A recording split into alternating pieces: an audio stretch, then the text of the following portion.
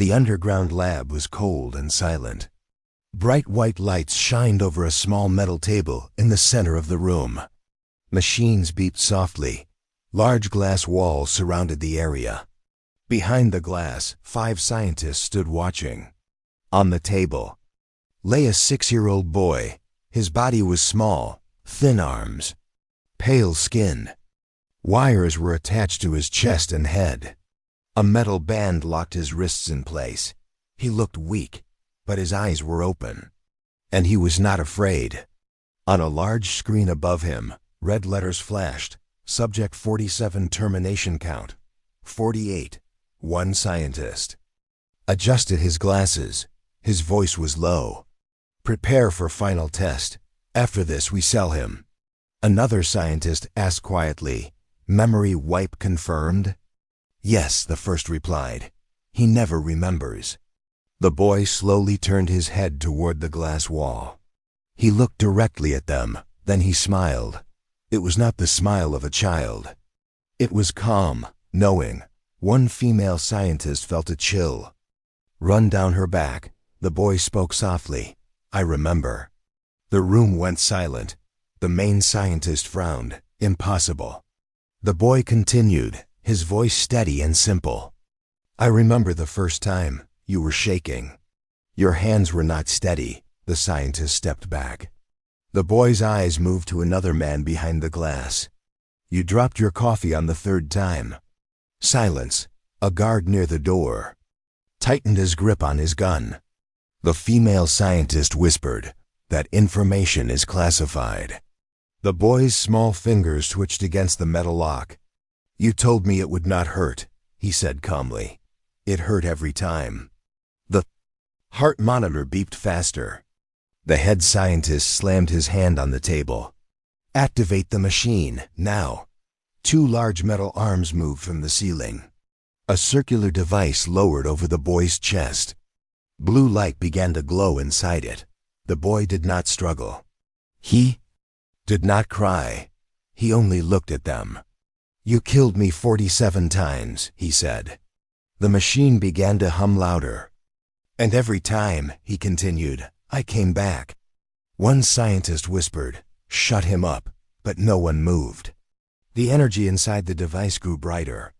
The sound filled the room like thunder trapped inside metal walls. The boy closed his eyes. A tear rolled down his cheek, not from fear. From memory, the head scientist gave the final command, terminate. The machine exploded with light. The boy's body jerked once. Then the monitor made a long, flat sound. Beep. Flatline. The lights dimmed. Smoke rose from the metal table. One scientist let out a long breath. It's done. Another said, prepare the recovery team. They waited. 10 seconds. Passed. 20. The flatline sound continued. Then, the monitor flickered. A small beep. Then another. Beep. Beep. The scientist froze. The heart rate was rising. On the table, the boy's fingers moved. The metal locks cracked slightly. His chest slowly lifted. Air filled his lungs. His eyes opened. But something was different. His pupils were glowing faint blue. The wires attached to his head sparked and burned away. One scientist screamed, that's not normal regeneration speed. The boy slowly sat up. The metal band around his wrists snapped like thin plastic.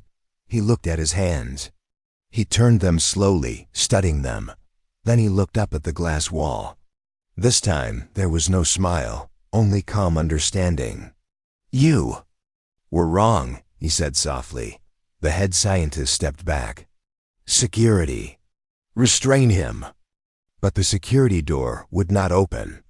The control panel began flashing red. System error, the computer voice said. Inside the lab, the temperature dropped. The lights flickered. The boy stood up from the table. His small bare feet touched the cold floor. I feel it now, he whispered. One of the scientists shouted, feel what? He looked at them. All 47 deaths. Memories flashed inside his mind. Pain, Needles, fire, darkness, cold rooms, empty promises. Each death had changed him. Each death made him stronger. The female scientist whispered in fear. We pushed him too far. The boy took one small step forward. The glass wall between them cracked, just a little. A thin line spreading like a spider web. The guard aimed his gun through a small opening. Stay back, the boy tilted his head. You made me this way. The crack in the glass grew wider. Alarms began screaming across the facility. Red lights flashed everywhere. The head scientist stared in horror. This is impossible. He's only 6 years old. The boy looked down at his small hands again. Yes, he said quietly. I am 6. He lifted his eyes toward them. But I have died 48 times. The glass shattered. The screen above flickered and went dark. And in the flashing red light of the broken lab, the child they had created took his first free breath. Something had changed. This was not just another death. This was the beginning.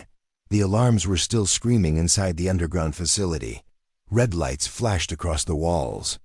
Scientists ran through the hallways. Security teams shouted into radios. But deep inside the control room, the head scientist stood frozen. On every screen, one image repeated. The 6-year-old boy. Subject 47. Alive 24 hours earlier.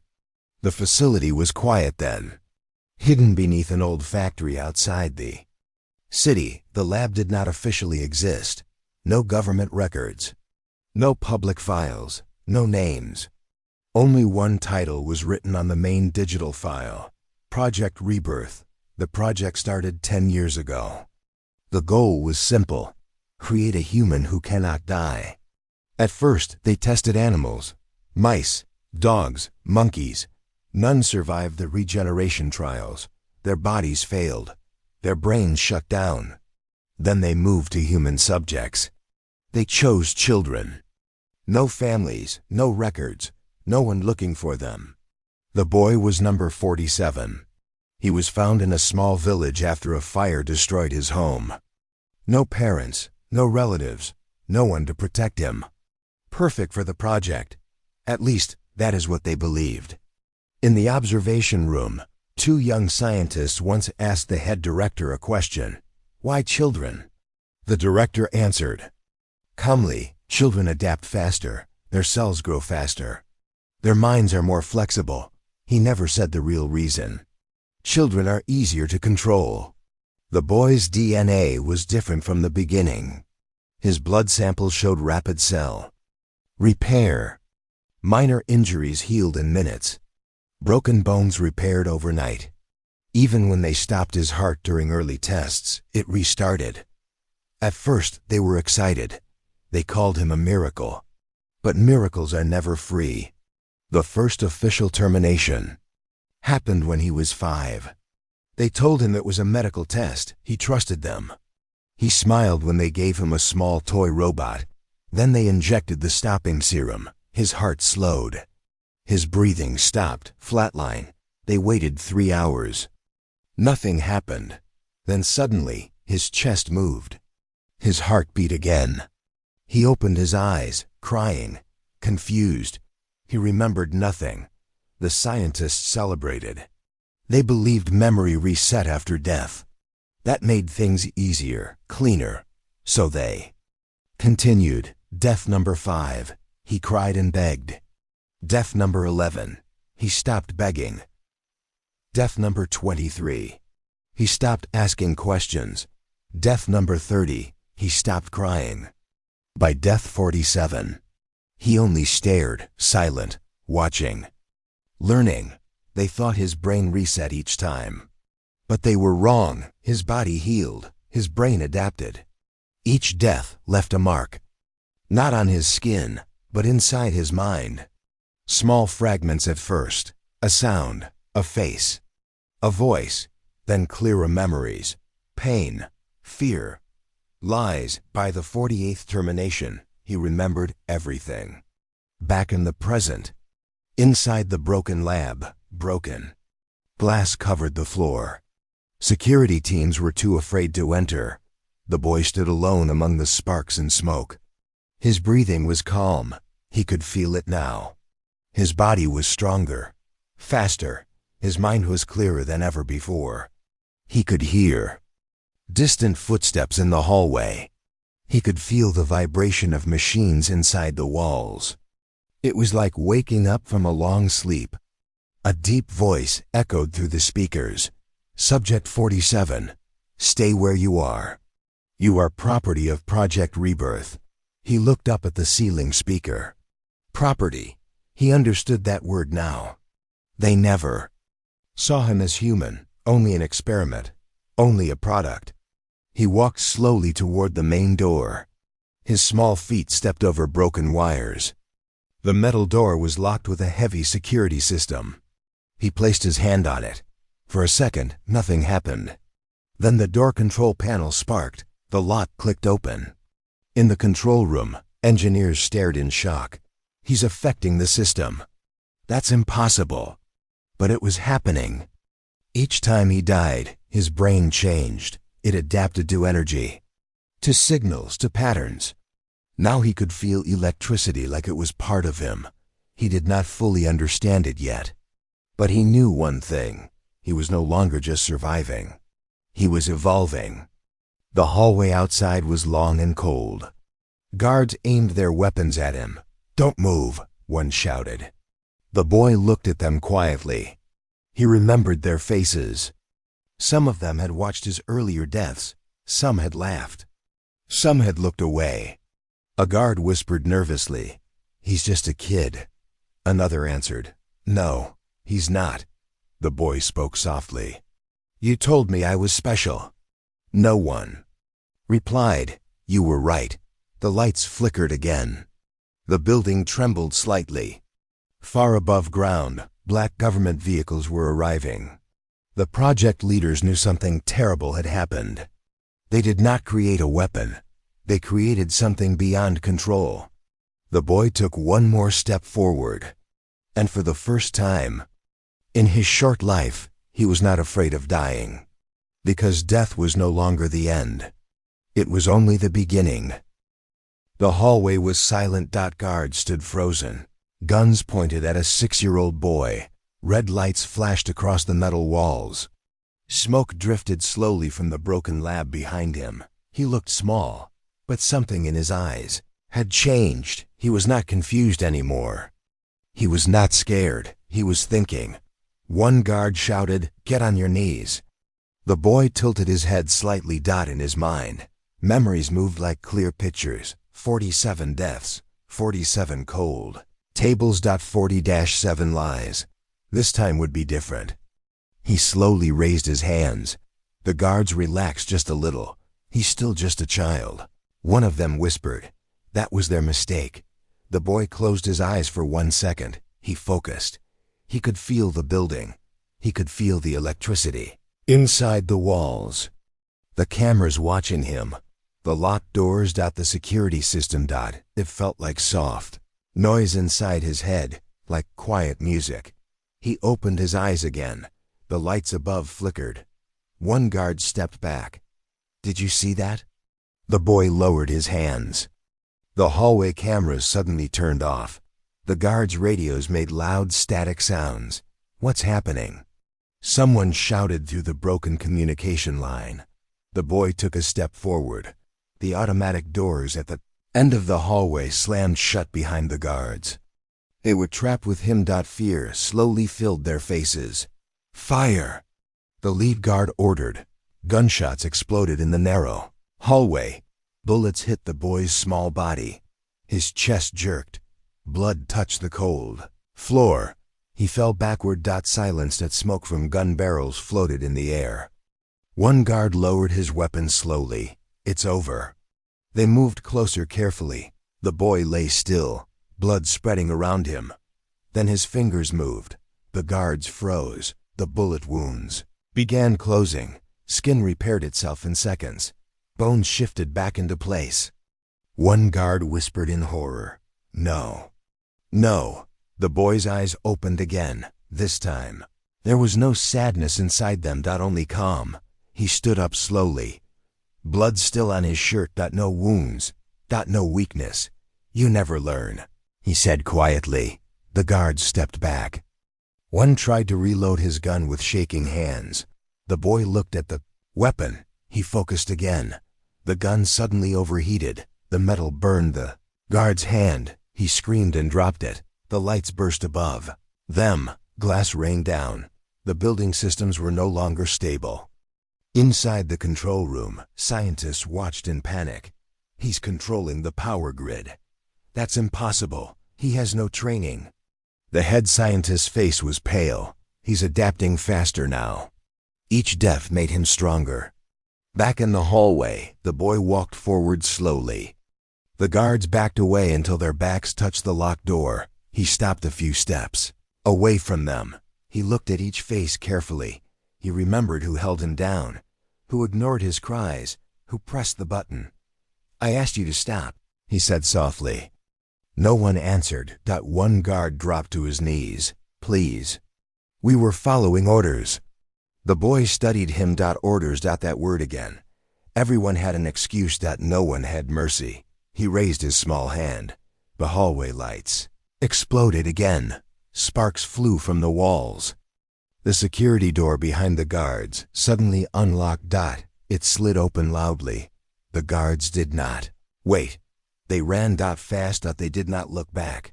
The boy did not chase them.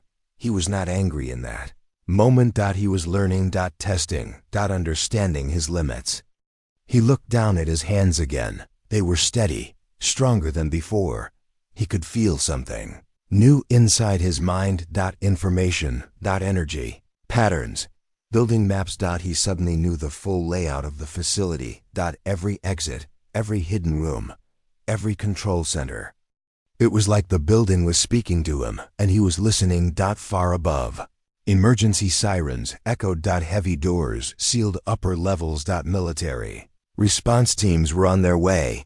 The project leaders had made a decision. If they could not control him, they would destroy him.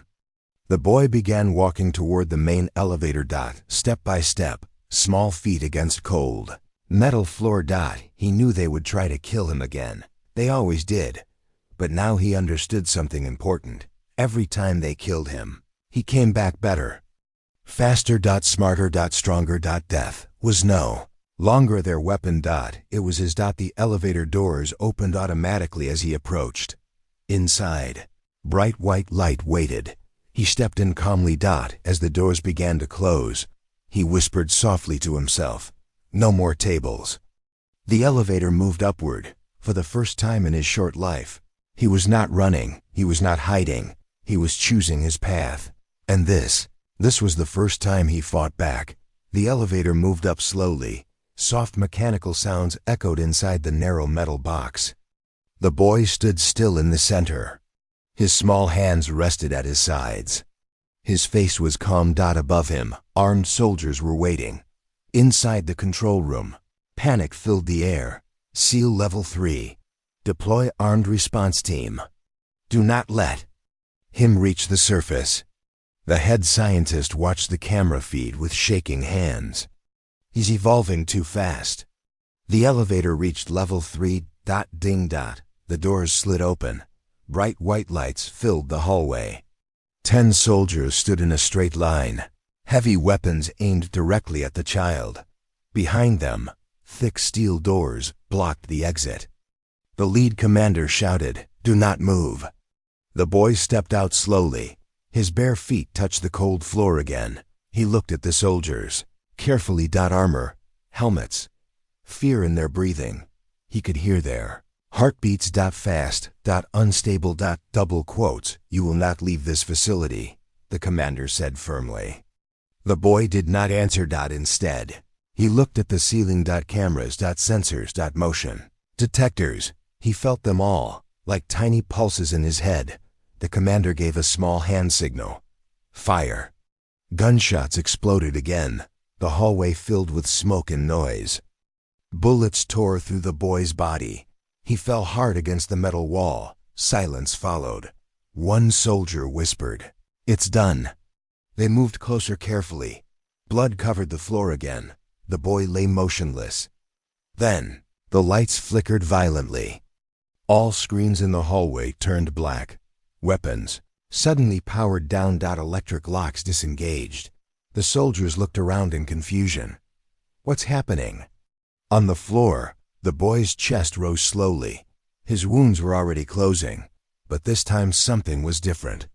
His skin looked stronger, harder. The bullets that hit him earlier began pushing out from his body and dropped to the floor. Clink, clink. He opened his eyes. They glowed brighter now, not just blue. Almost white. He stood up slowly. The commander stepped back. "That's not human," the boy spoke calmly. "You keep helping me." The soldiers did not understand, but it was true. Every attack made him better. His body was learning faster. Then they could hurt him. The boy raised his hand gently. The soldiers' helmets began to spark. Their communication systems died. The heavy steel doors behind them unlocked. With a loud crash, emergency shutters dropped from the ceiling, separating the soldiers from the boy. He was alone again. The path forward was clear. He walked through the open exit doors. Beyond them was a long tunnel leading upward. At the end, natural light. Real light. For the first time in years, he felt air that was not filtered by machines. He stepped forward. Behind him, alarms screamed louder. The facility had activated final protocol. Self-destruct countdown. 5 minutes. The head scientist shouted, "We can still stop him. Send drones." But the building systems were no longer fully under control. The boy had changed them, rewritten parts of the system with his mind.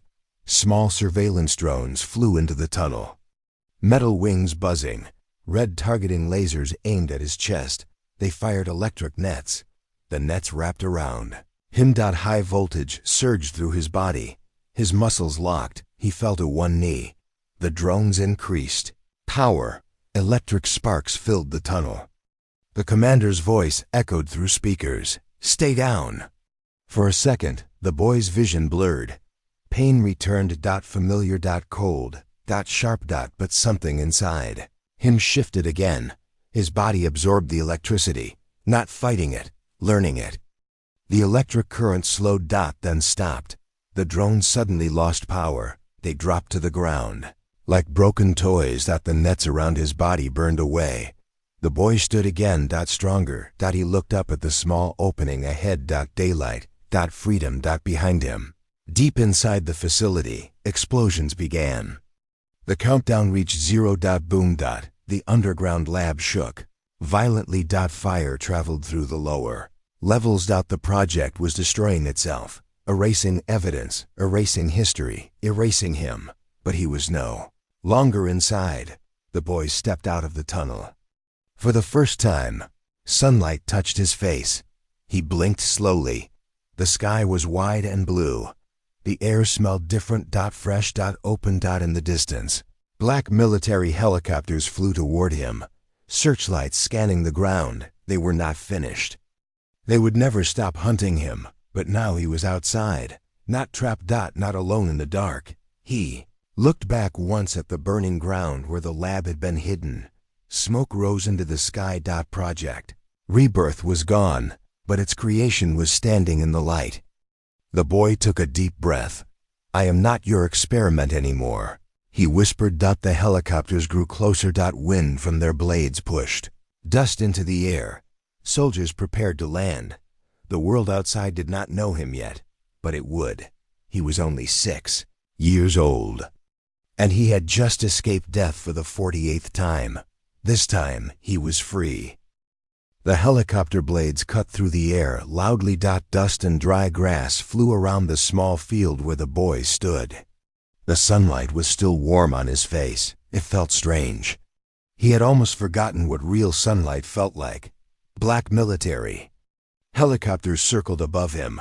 Spotlights locked onto his small body. A loud voice echoed from one of them. "Subject 47, stay where you are. Do not resist." He looked up at the sky. So big. So open. For years, his world was only metal walls and white lights. Now there were Clouds. Wind. Space. He felt something new in his chest. Not fear. Not anger. Something deeper. The helicopters began lowering toward the ground. Soldiers jumped out before the landing gear fully touched the dirt. They surrounded him in a wide circle, heavy armor, dark helmets, weapons aimed carefully. They were more trained than the guards inside the lab. More serious. One soldier stepped forward slowly. He removed his helmet. His face looked tired. "You're coming with us," he said calmly. The boy studied him. He could hear his heartbeat 2 slower than the others, but still afraid. The boy asked a simple question. "Will you kill me again?" The soldier did not answer immediately. "That depends on you," he finally said. The boy lowered his eyes for a moment. He remembered the table. The machines, the cold voice saying, "Terminate." He shook his head slowly. "No more." Suddenly, something high above made a sharp, mechanical sound. Small flying drones appeared from behind the helicopters. Not the weak ones from the lab. These were advanced military drones. Bigger. Faster. Armed. They aimed small missile pods at him. The commander spoke into his radio. "If he resists, eliminate." The boy felt it again. That heavy pressure. The choice they always made. Violence. He closed his eyes. Inside his mind, everything felt clearer than ever. The signals from the drones. The communication between soldiers. The GPS tracking system. It was like a giant invisible web in the sky, and he was standing in the center of it. The first missile launched. A sharp whistle in the air. Explosion. Smoke and fire covered the field.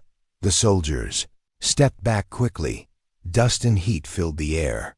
When the smoke cleared, the boy was lying in a small crater, not moving. Soldier whispered, "Is he?" Before he finished, the ground around the crater began to glow faintly. The heat from the explosion had not destroyed him. Had changed him. Again. His skin slowly repaired. But this time, something else happened.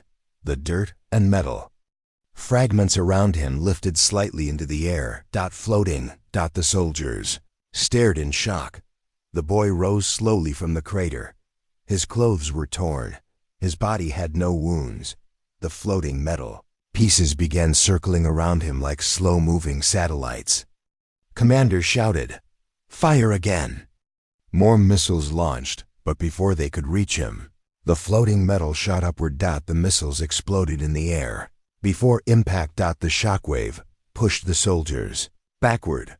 The helicopter shook violently. Inside the command vehicle nearby, high-ranking officers watched on live camera feeds. One officer whispered, "He's adapting in real time." Another replied, "He's becoming something else."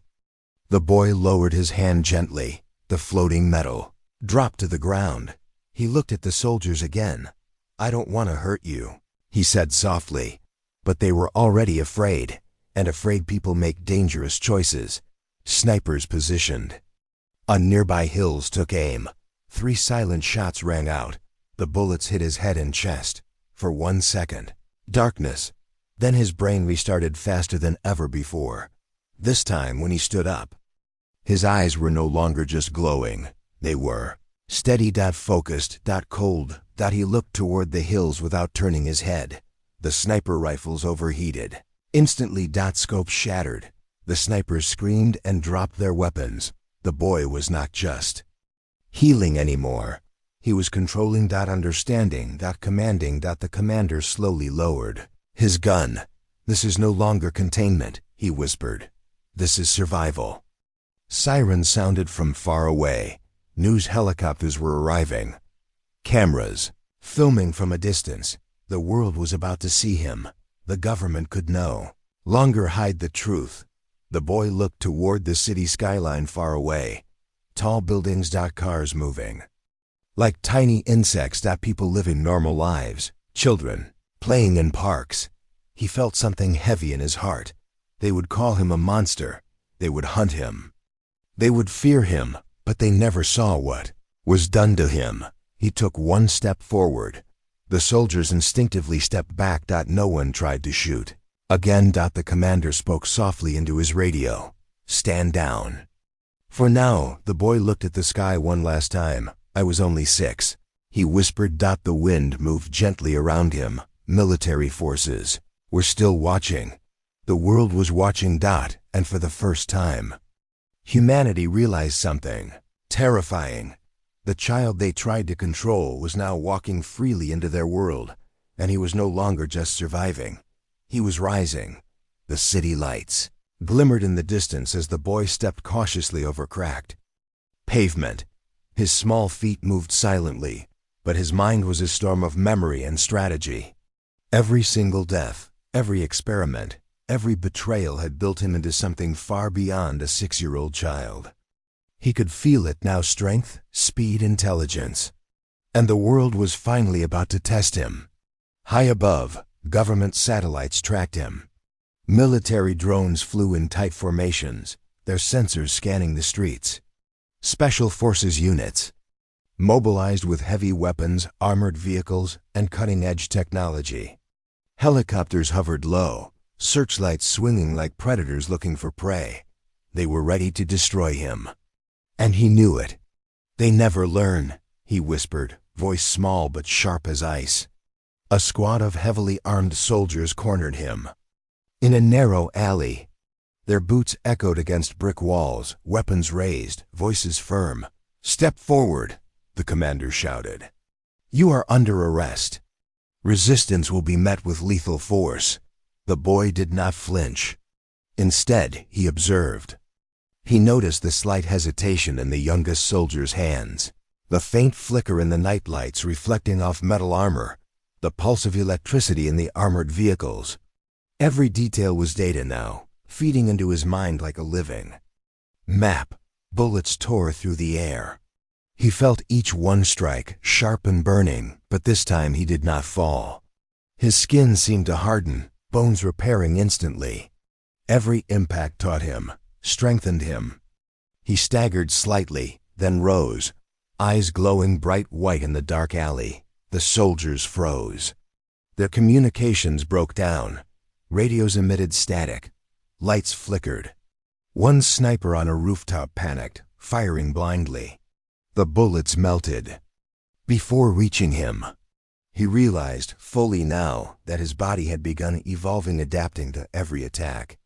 "Stop!" the lead commander shouted. "Fall back!" But the boy did not move backward. He lifted his small hand. Electric sparks danced from his fingertips, jumping to the nearest metal weapons. Guns exploded. Helmets cracked. Drones fell from the sky in fiery arcs. It was as if the city itself was responding to him, bending to the will of a child who had survived 48 deaths. The soldiers tried to fire again. Tanks aimed cannons.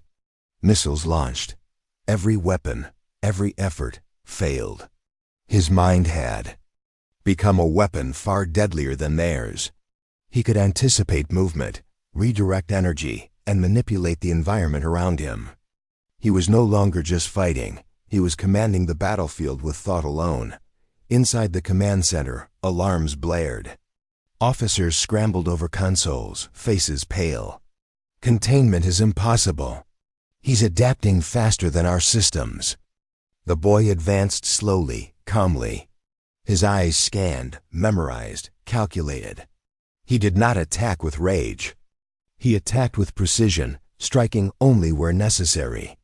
Military drones fell. Vehicles burned, communications shattered. Soldiers were terrified, but alive. He had not yet chosen to kill them. Not because he could not, but because he wanted them to understand. A single line echoed in his mind, clear, simple. "Humanity created me." He stopped in the center of the ruined street. Smoke curled around his feet. Red lights from damaged vehicles cast flickering shadows across his gross, small figure. He looked up at the city skyline, and for the first time, he realized the full weight of what had been done to him. The people who created him thought they could control life, bend it, erase it at will. They had been wrong every time. 48 deaths had taught him everything. He was faster, smarter, stronger, and nothing would stop him now. For the first time, he smiled not with innocence, but with understanding. Humanity had tried to strike back. Humanity had tried to end him, and humanity had failed. The streets were silent again, except for distant sirens and fires. The city had become a testing ground. The boy stood alone, small in size but colossal. In power, he understood what had to happen next. He would not destroy humanity, not yet. But they would remember. Every name, every face, every betrayal etched in memory. And soon, humanity would learn fear. Because the 6-year-old they tried to break had finally become unstoppable. The wind whispered through the ruins of the alley, carrying one message: "You cannot kill me. You never could. And now, you will fear me." He turned toward the distant city lights, a quiet, unstoppable storm ready to rise. The war between creation and creator had begun. If you want, I can now write part 7. Humanity will fear me. Final. 700 words, fully, making it the most suspenseful and powerful ending for your HFY story, ready for YouTube narration. Do you want me to do that next? The city stretched before him like a living, breathing puzzle. Towers reached into the night sky, lights blinking like stars. Cars moved like tiny insects. People laughed, argued, lived completely unaware of the storm walking toward them. The 6-year-old boy, no longer just a child, stood on a rooftop, small figure against the glowing skyline. His eyes glowed faintly white, reflecting the chaos he had left behind in the alleys below. He could feel it now, every heartbeat in the city, every movement, every flicker of energy. He closed his eyes. Every life in the city pulsed through him like threads in a giant web. He could sense government satellites tracking him, military drones searching, cameras filming, everything connected, everything visible, everything known, and he could reach it all. "I am not a weapon," he whispered to himself.